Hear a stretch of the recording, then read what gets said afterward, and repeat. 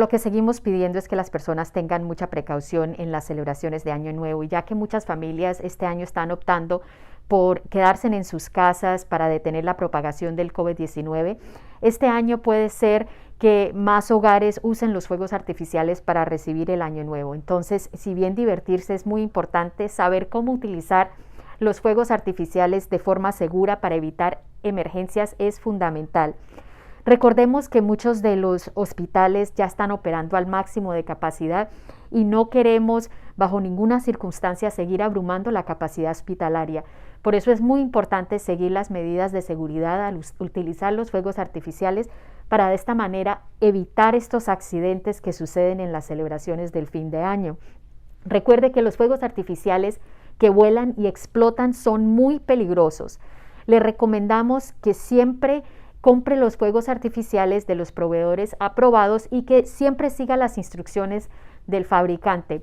Como hemos estado utilizando los desinfectantes de mano con más frecuencia debido a la pandemia, es muy importante utilizar los fuegos artificiales con mucho más cuidado.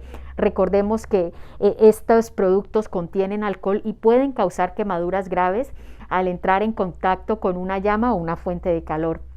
Encienda siempre los fuegos artificiales al aire libre, en una superficie pavimentada, lejos de hierba o césped o cualquier cosa que se pueda quemar. Nunca permita que los niños jueguen o enciendan los fuegos artificiales. Las luces de bengala son especialmente muy peligrosas para los niños, ya que arden a temperaturas muy altas y pueden causar quemaduras muy graves. Nunca apunte ni arroje los fuegos artificiales a personas o animales, ni siquiera en broma, ya que esta práctica es demasiado peligrosa. También nunca intente volver a encender los fuegos artificiales que funcionen mal o que nunca enciendan en la primera vez. Tampoco nunca los encienda en contenedores de vidrio o metálicos. Además, para evitar que suceda un incendio en la basura, acuérdese de remojar los fuegos artificiales que usó antes de tirarlos a la basura. Siempre es buena idea tener cerca una manguera o un extintor en caso de una emergencia, y además, hablando de emergencias, si tiene una emergencia por un incendio o por quemaduras, recuerde inmediatamente de llamar al 911.